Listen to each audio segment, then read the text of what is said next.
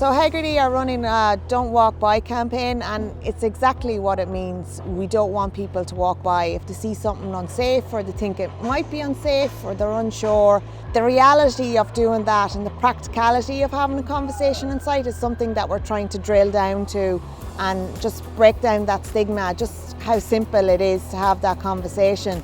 So that's where the one-to-one walks happen.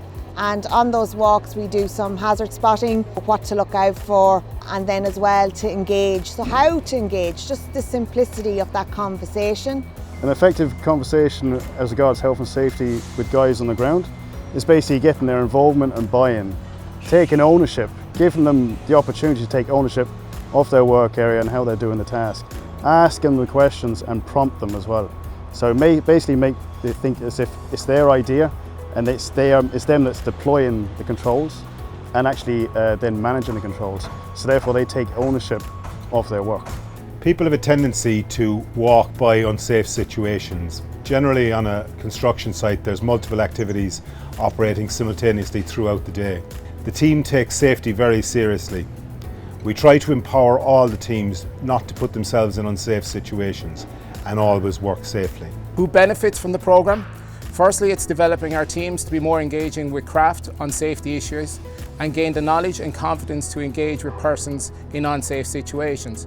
By this improved process, we should be able to observe positive safety cultural development on all our projects. The mentoring process helps me gain knowledge and builds my confidence to have an effective safety conversation with lads on site.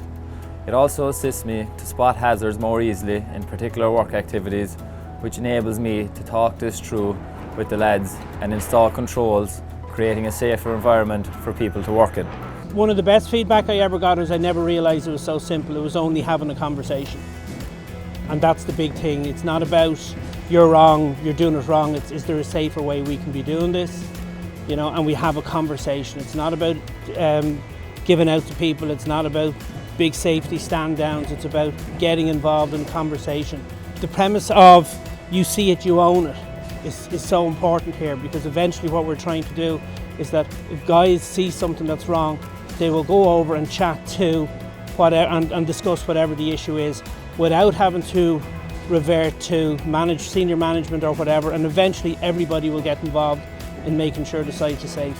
As with all policies we introduce, we're constantly trying to improve them, refine them, check if they're relevant. This is very much the case with the Don't Walk By policy as well. The initial feedback has been really positive, and we'll take all that commentary back from our staff and refine and improve the policy and make it embedded in our culture and move forward on that basis.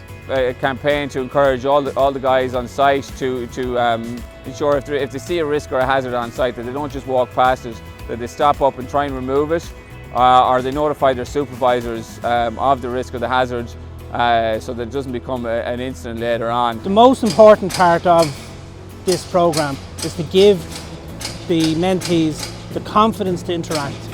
Some of these guys are very young. I'm dealing with guys that are a lot older with a lot more experience, and they don't know how to judge the situation.